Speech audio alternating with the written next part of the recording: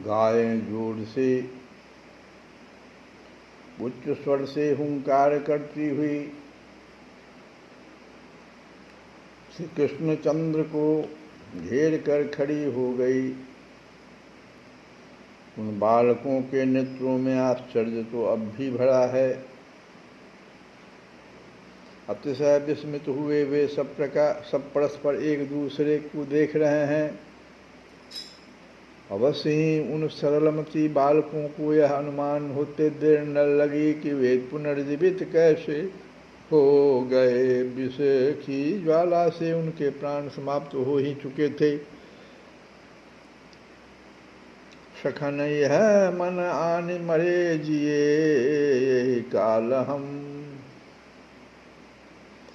कृष्ण अनुग्रह जानि मन हर से अति प्रेम भरा। फिर तो कन्हैया भैया की जय होनी ही है।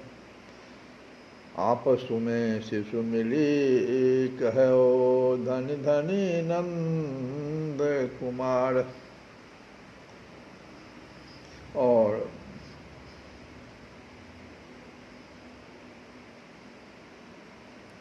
शिशु व्यस्त हैं अपने कोटि प्राण प्रतिम कन्नू भैया के प्रति अपने स्नेह पूरित अंतःस्थल का आभार व्यक्त करने में। प्राण बिनु हम सब भय पे तुम ही दियो जियाई। सूर्य के प्रभु तुम जहाँ हम ही ले बचाए।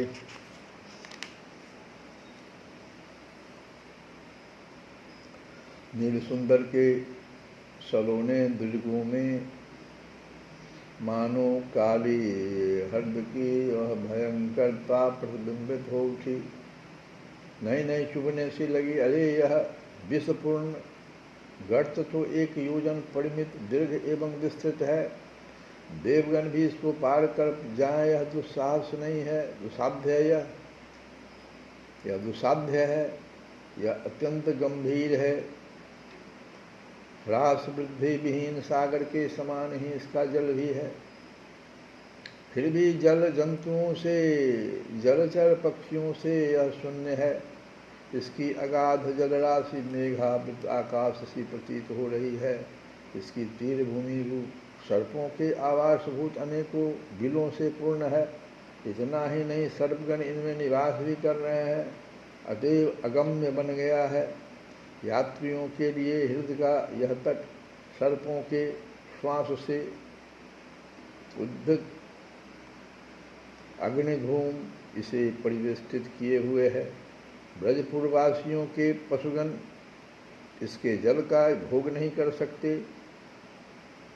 तृषांत एवं जल की आशा लेकर आने वालों के लिए इसका जल अपेय बन रहा है। और तो क्या,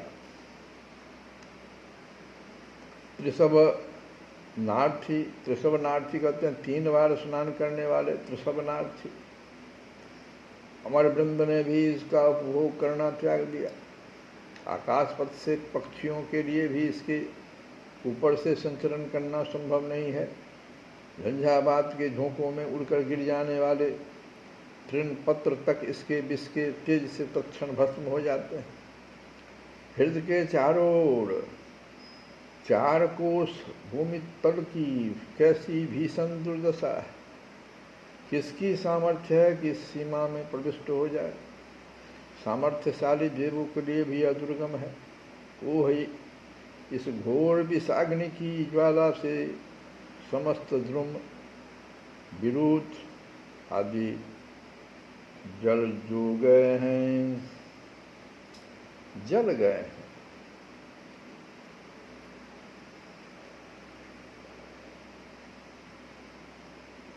अरे देखो सही, अभी इस समय ही तपन तनया के इस कालीय हृदय का जल कैसा उबल रहा है।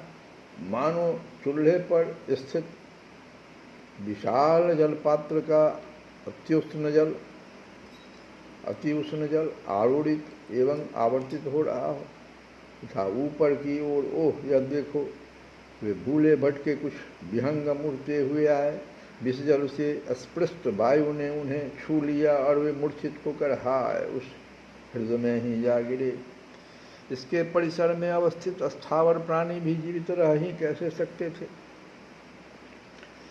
दैव प्रेरित जंगम मृग आदि इस हृदय के तीर की ओर आकर जीवित रह जाए यह संभव ही कहाँ है। बस पवन उन विषाक्त तरंग मालाओं को स्पर्श कर विष जल कणों को वहन करते हुए उन्हें छू लेता है और वे जल जाते हैं, वे जल जाते हैं, प्राण शून्य हो जाते हैं। जम नहीं मिलो निकट ही महान, अति अगाध हृदय कही कहाँ। विष की आगे लागे जल जड़े, उड़ते खग जहाँ गिर गिरी पड़े। पवन राशि उति सुठी जल लहरें, अचिन्त विष की फूही जो फहरें। इक योजन के छिर चर जंत, जरी जरी मरी मरी गए अनंत। जो वृंदावन योग्य न होते ते, तब विष जल ज्वाला होते ते, तब विष जल ज्वाला द्रोते। जमुन धार कह तजहि अगम बह, भरी धनुष शत तहि करहि प्रवास कोई। काली दुर्मद मत लहरी लोल मिली अनिल चलत। जब तप तू सकल वन, उठती विराम विषवाल जरत।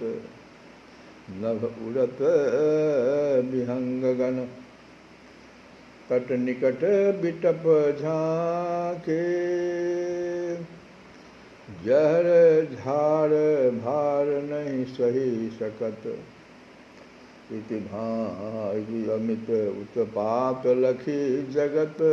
तात कूदत कृदत कृदन तकत।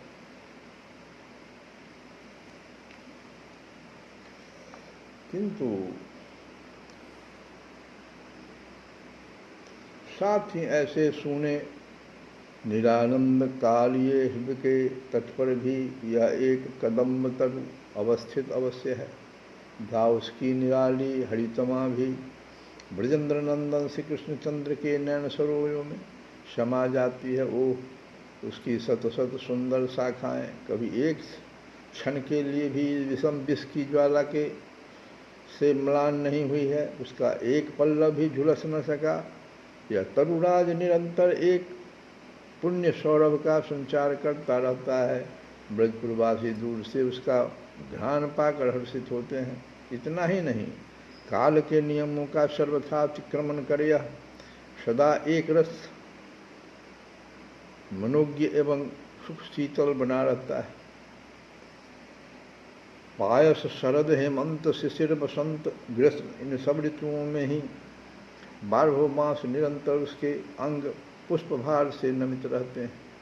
सदा ही वह कुसुमित रहता है एवं उसकी शोभा से 10 दिशाएं उद्भासित रहती है। किंतु ऐसी असंभावित घटना क्यों?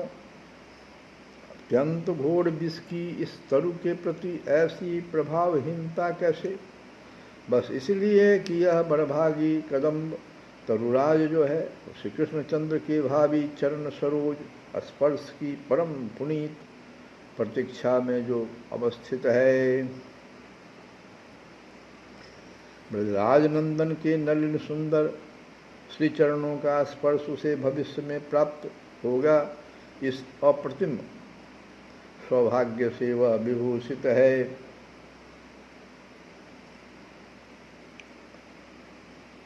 और ऐसा ही है श्री कृष्ण चरण स्पर्श की महिमा।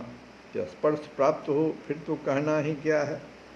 किसी के लिए केवल मात्र या सौभाग्य निर्धारित ही हो जाए ब्रजेंद्र नंदन श्री कृष्णचंद्र की कृपा शक्ति भविष्य में सहस्त्र सहस्त्र युग समूह व्यतीत होने के अनंतर भी यदि किसी के लिए ऐसे परम सुदुर्लभ संयोग का विधान मात्र कर दे तो इसमें इससे अधिक जीवन की कृतार्थता और है ही क्या।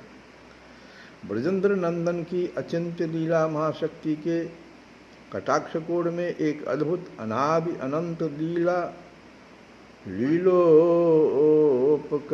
सूचिका सुरक्षित रहती है। उसमें यह कदम तरु भी स्थान पाए हुए है। सुदूर भविष्य में अमुक द्वापर के अंत में ब्रजेंद्र नंदन अपने बाल्यावेश की मौज में इस कदम्ब पर आरोहण करेंगे और पश्चात इसी पर से ही कालिये दमन की लीला संघटित करने के लिए कलिंद नंदिनी के उस विस्मय हृदय में कूद पड़ेंगे। और यह विवरण इस तरुराज के लिए अंकित है। फिर कालिये का विष इसका कभी कुछ भी बिगाड़ कर सके यह तो असंभव है। महाराज जिन ब्रजेंद्र नंदन का एक नाम जिह्वाग्र पर उपस्थित होने मात्र से कर्णरंध्रों में प्रविष्ट होने भर से उनके त्रिभुवन मनोहर रूप की एक काल्पनिक आभा भी मानस तल पर उदय होने मात्र से परिस्थिति विवश हुए आकुल प्राणों की सर्वथा असहाय अवस्था में एक बार सिर्फ एक बार नाथ मैं तुम्हारा हूँ इस प्रकार मन ही मन जिनके शीतल शांतम चरण सरोरू की शरण ग्रहण कर लेने से संक्षेप में कहने पर अचिंत्य सौभाग्यवश उनके नाम रूप लीला गुण आदि के संपर्क में किसी प्रकार चले आने मात्र से जब संसार सर्प विष की ज्वाला सदा के लिए शांत हो जाती है तब फिर जिसे ब्रजराज नंदन अपने श्री चरणों से स्वयं स्पर्श करेंगे उसका कालिये के विष की ज्वाला क्या कर सकती है। श्री कृष्ण गोविंद हरे मुरारे नाथ